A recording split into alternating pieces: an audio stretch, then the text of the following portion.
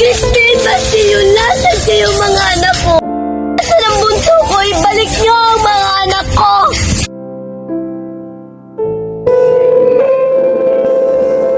Magmadali ka bago tuluyan tumaglaw ang lahat ng pag-asa.